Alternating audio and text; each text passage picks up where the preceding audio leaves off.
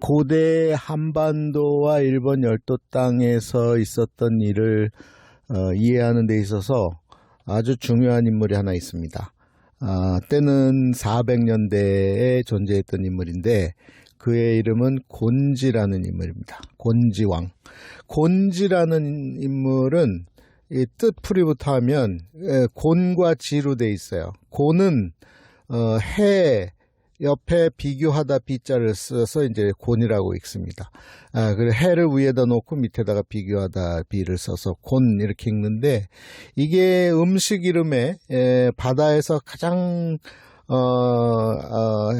산의 진미 중에 바다의 진미 중에 이 별거 아닌 것 같은데 이 다시마라는 게 굉장히 우리 식단에서 중요한 역할을 하죠. 맛을 내는데 중요한 역할을 해요. 그 다시마를 곤부라 그래요. 곤부. 그 정도로 이 바다에서는 아주 중요한 식자재인 게 이제 곤부인데, 곤부가 다시마요. 그때 곤이 바로 이 곤지할 때 곤이에요. 그래서 지는 이제 그 전미어인데 그 남성을 높여서 부를 때 지라고 불러요. 그래서 왕을 부를 때 왕가에서는 어하라, 어라하 뭐 이런 식으로 불렀지만 백성들은 평민들은 왕을 그렇게 부를 수가 없고 뭐라고 불렀냐면 건길지라고 불렀어요. 지가 오늘날에 우리가 사용하는 어쩌면 할아버지, 아버지 하고 밀접하게 관련이 돼 있을 수 있습니다. 고구려의 그 직급 중에 망리지가 있죠. 망리지가 연개소문 뭐 등장할 때 망리지라는 이름이 등장하잖아요. 이 지는 사실은 북쪽 한반도 북부에서 내려온 우리말인데 그러니까 북한 사람도 쓰고 남한 사람도 쓰는 현대에도 쓰는 접미어예요. 그게 이제 곤지의 지입니다. 그런데 이제 그래서 곤은 뭐냐 그러면 해와 비교할 만큼 위대하다 이 말이야. 아주 위대한 인물이다 이 말이죠. 누구냐? 곤지는 400년대 초에 출생해서 400년대 말까지 중반 이후까지 살았던 약 470년대 80년대까지 살았다고 보여지는 인물인데 누구의 아들이냐면 바로 그의 아버지의 이름은 백제의 비유왕입니다. 비유왕조차도 그 한자를 어떻게 쓰냐면 비가 어떻게 쓰냐면 밭전자에다가 비교할 비자를 붙여요.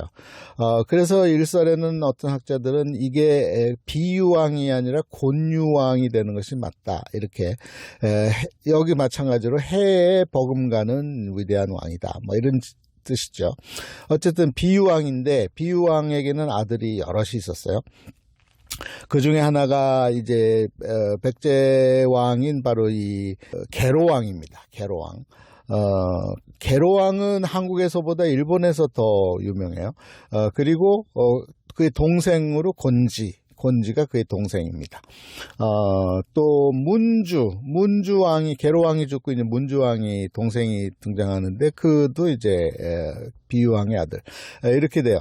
그러니까 비유왕은 언제 인물이냐면 그러면 300년대 말의 인물이 되는 거죠. 300년대 말 400년대 초. 자, 이 곤지에 대한 이야기만 집중적으로 얘기할 텐데 왜 이 곤지가 중요하냐? 이 곤지로 인해서 일본 도와 이 한반도의 왕통이 연결이 되어지는 연결선의 그 중심에 있습니다. 그 당시 얘기를 잠깐 아주 짧게 얘기하면 일본 땅은 아직 왕조가 없는 왕권이 정착되지 못하고 중앙집권되어 있지 않았던 국가명조차도 그냥 중국에서 하대하는 식으로 외의 나라, 외국 이렇게 불렀고 그래서 일본에서도 그때를 뭐라고 그러냐면 야마토의 시대다. 야마토 왕권의 시대다. 야마토 정권의 시대다. 이렇게 얘기하지 일본국의 시대다라고 얘기하지 않아요.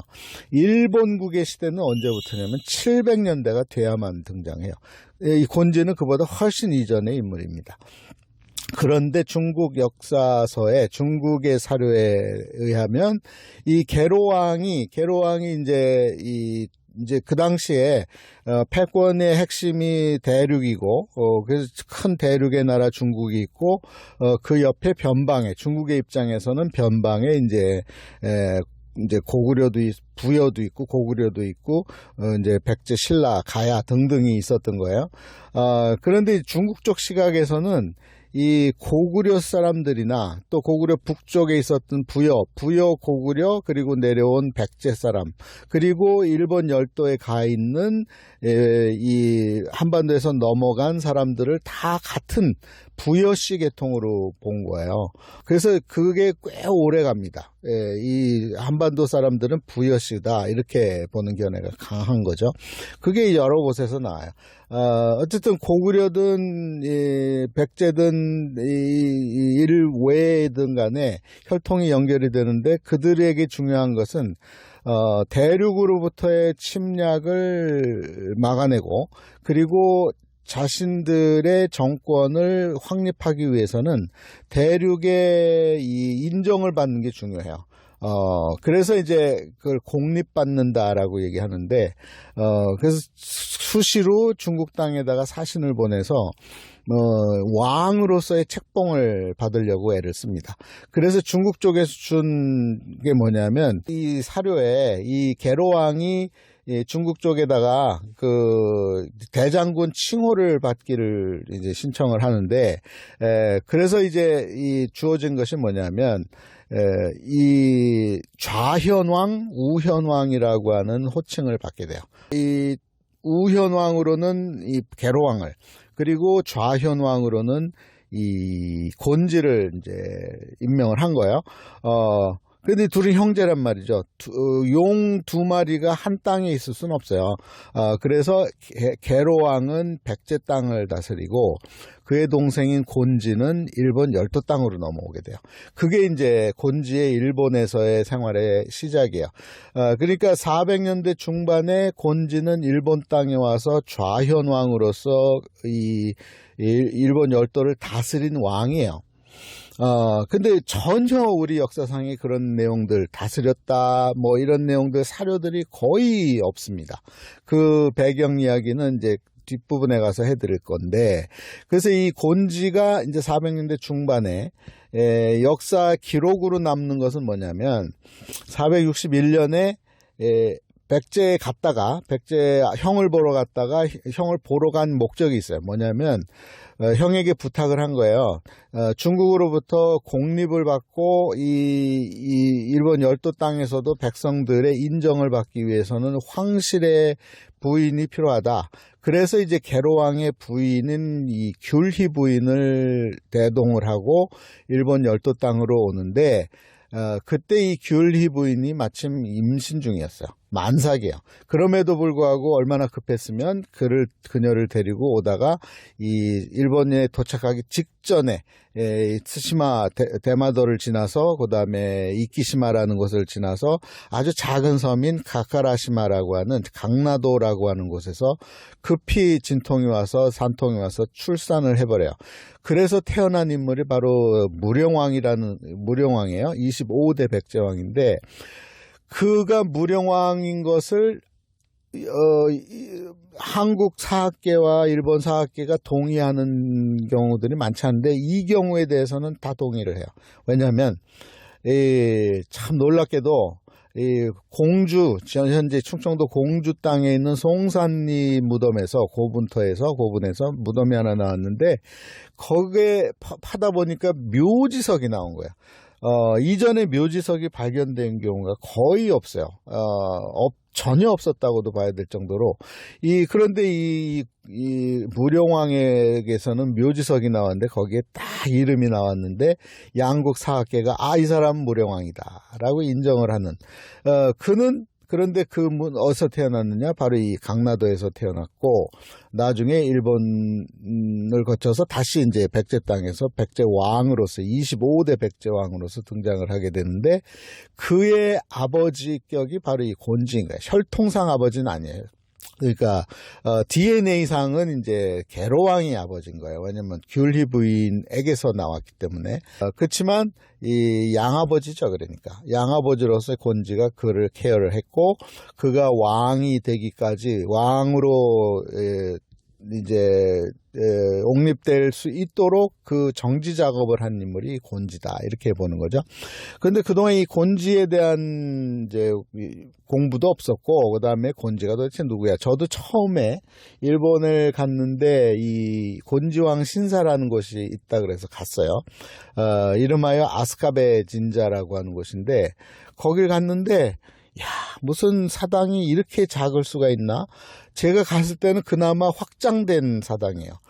근데 이전 영상을 보면 거의 그냥 뒤뜰에 어떤 한 가정의 뒤뜰에 있는 작은 무슨 사당 같은 그런 조그만 거였는데, 요즘 좀 커졌어요. 거기에다가 이제 사당을 딱 모셔놔서, 이 별 인물이 아니네, 이렇게 생각을 한 거죠.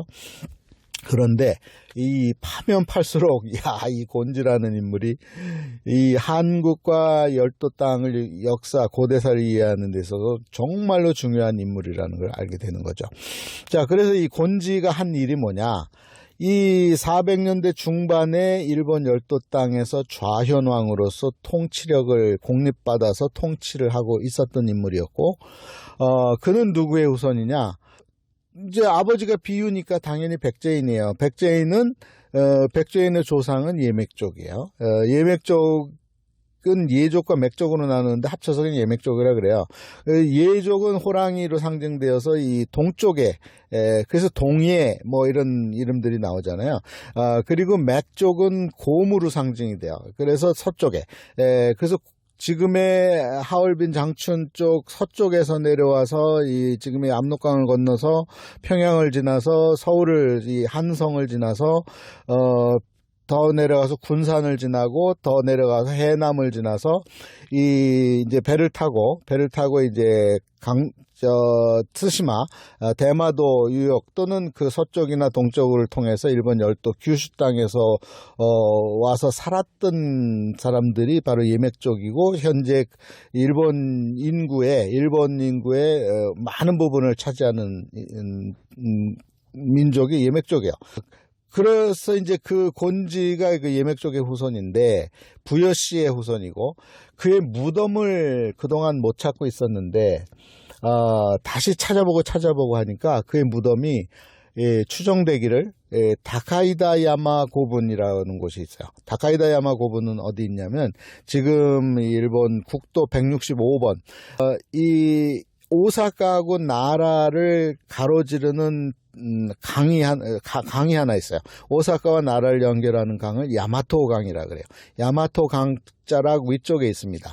야마토 강자락 북쪽에 있는 산자락을 산맥군을 뭐라고 부르냐면 이코마 산맥군이라 그러고, 사이에 야마토 강이 흐르는데, 그 산자락 등성 위에 이제 지금 가면은 가시와라시인데요. 거기가 가시와라시 역사 자료관이 있어요. 그 자리예요. 그 자리. 역사 자료관 위쪽에 가면 뭐가 있냐면 다카이다 야마 고분이라는 곳이 있어요.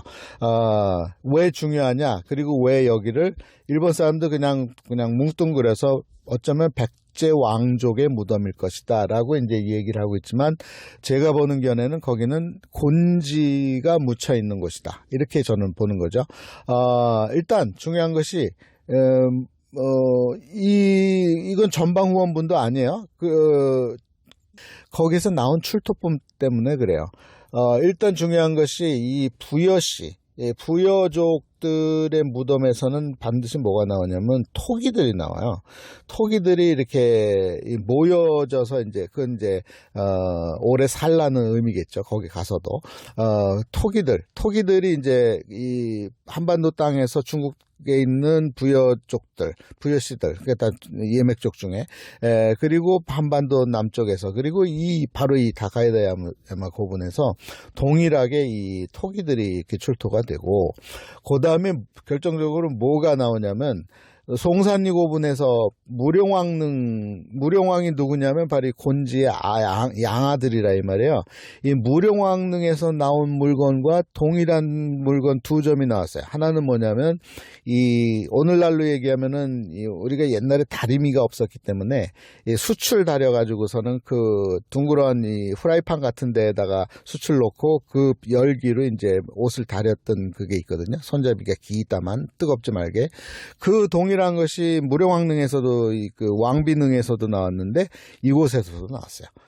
그리고 또 뭐가 나오냐면 동경은 뭐 어디서나 나오는 거지만 무령왕릉에서 나온 동경이 여기 이 다카이다야마 고분 동에서도 동일하게 나와서 그리고 결정적으로 중요한 거 그 무덤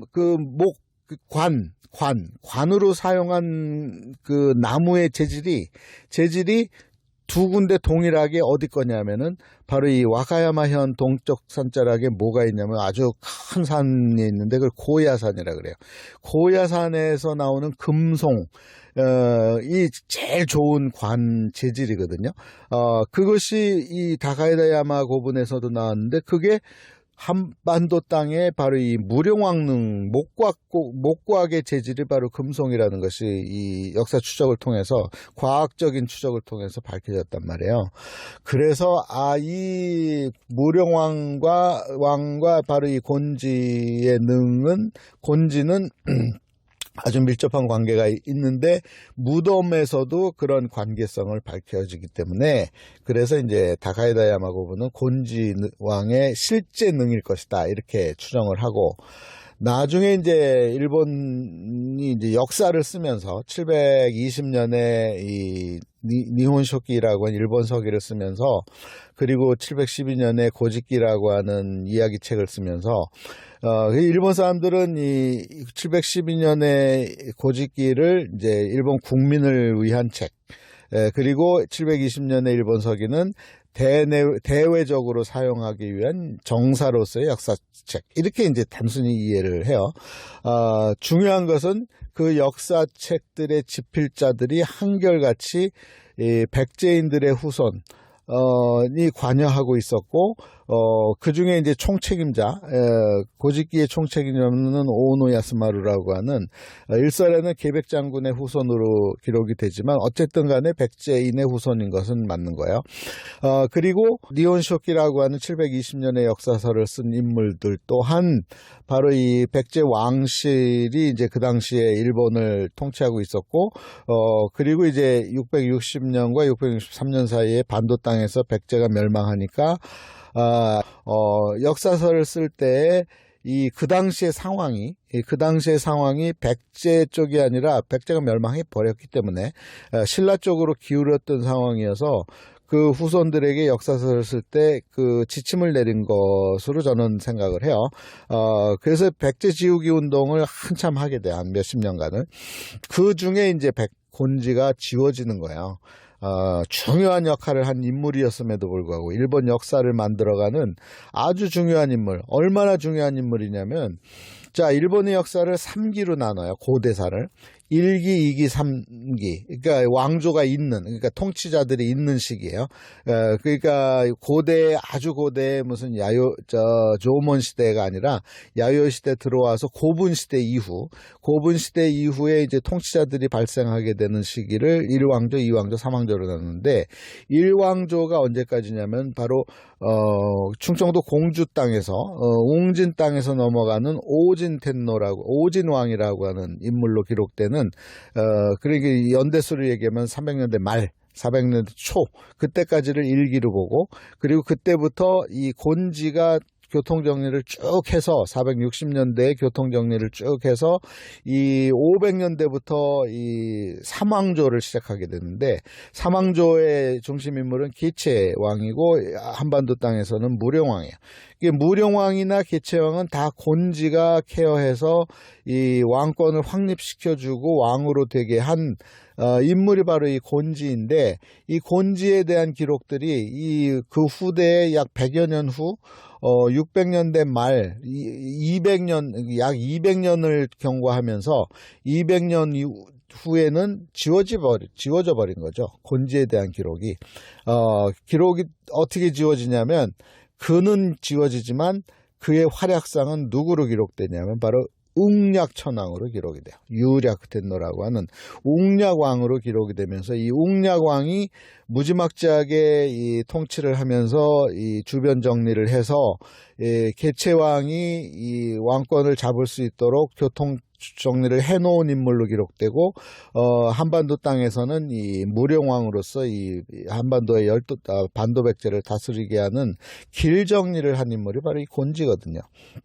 그러니까 일본 역사상에는 곤지는 잘 등장하지 않아요. 뭘로 등장하느냐? 웅략으로 등장해요. 웅략으로 등장하고 그런데 실제의 그의 무덤은 바로 이 지금 얘기했던 다카이다 야마에 묻혔던 인물이 바로 이 곤지였다라고 이제 판단이 되는 거죠. 그렇게 보는 이유 중에 하나는 이 그 지형상 거기가 이제 백제가 이제 일본 열도를 다스리면서 초기에는 오사카에 기반을 둬요. 웅진 때까지만 해도 오사카 서쪽과 동쪽이 기반이고 그 다음에 웅진 이후에는 오진왕 이후에는 이제 지금의 나라 분지로 넘어와요. 그래서 요 산맥군을 중심으로 다시 말해서 다카이다야마 곤지왕릉이 있다고 생각되는 그 중심으로 해서 서쪽을 오사카, 오른쪽을 이제 나라가 되는데 현재는 옛날 이름은 서쪽이 가와치, 그리고 동쪽은 이제 또 다른 이름이 되는 이제 아스카라는 지명이 등장하게 되는 야마토 아스카가 등장하는데 그래서 아스카도 서쪽 아스카, 동쪽 아스카가 있어요. 그래서 곤지왕 신사는 어디에 있냐면 서쪽 아스카. 그래서 아스카베 진자라고 이 명명을 하게 되고 이후에 곤지왕 이후에 500년대 들어서면서 개체왕이 등장하면서부터는 동쪽 아스카가 이제 중심이 되는 거예요. 시대는 500년대. 400년대까지는 서쪽의 아스카, 서쪽의 가와치가 이제 중심이 되기 때문에 그 400년대까지의 고분들이 한결같이 그 아주 대형 고분들이 이 서쪽 끝자락에 바닷가 그리고 지금의 간사이 공항 쪽에서 시작되는 그 위쪽에 있는 이 사카이시에서 시작해서 이 횡으로 쭉 내려오는 브로드웨이처럼 서북쪽에서 동남쪽으로 내려오는 이 큰 대로가 있어요. 그걸 뭐라고 그러냐면 다케노우치 가이도라 그러는데 그게 이제 가장 큰 길이었어요, 옛날에. 그 대로변에다가 아주 커다란 고분들을 만들어 놔요. 이유는 정권을 안정시키기 위해서 이제 이 왕권의 강력함을 보이기 위한 방법 중에 제일 그 당시 300년대 400년대는 고분을 조성하는 거였거든요. 그 고분이 이제 동쪽 아스카 이제 서쪽 아스카가 끝나는 지점에 누구 왕릉이냐면 바로 오진 왕릉이 있어요. 그 위쪽에 있는 거예요. 이 곤지는 이 웅략왕이라는 이름으로 이제 조성이 되지만 실제로 자기 무덤은 그 다카이다야마 고분에 있는 거죠. 거기서 내려다 보면 이 웅진 왕릉이 보이고 그리고 거기를 뭐라 그러냐면은 그 하비키노시라 그래요. 곤지가 있는 곳은 왕이 묻혔다고 생각되는 곳은 가시와라가 되는 거고요. 그리고 이제 이 야마토강을 중심으로 이제 동쪽으로 넘어오면서 500년대가 시작이 됩니다. 그러니까 500년대를 연 인물, 400년대 중반부터 500년대에 일본 열도 땅과 이 한반도 백제에서 왕권을 안정화시키는데 가장 중심이 되었던 인물은 바로 이 곤지다. 이 곤지는 일본에서는 웅략으로 기록되고 있다고 보는 거고, 그리고 이 한반도에서는 아주 미약하게 기록이 돼요. 그러니까 이 역사서를 잘 봐야 돼요. 가장 컨트로버셜, 이 논란의 소지가 많은 역사책이 일본에서는 일본서기하고 고직기고요. 고직기는 뭐 이야기 책이니까 뭐 거의 뭐 황당한 수준이니까 그런데도 그 황당한 수준 속에 진미가 있습니다. 그 속의 사실을 그렇게 묘사했다고밖에 볼 수 없는 중요한 내용들이 있어서 무시할 수도 없어요. 고짓기도 중요합니다, 사실은. 그래서 그리고 일본 서기도 이 기록되어 있는 내용들을 잘 면밀히 분석을 해서 받아들일 만한 것만 받아들여야지 다 받아들였다가는 큰일 납니다.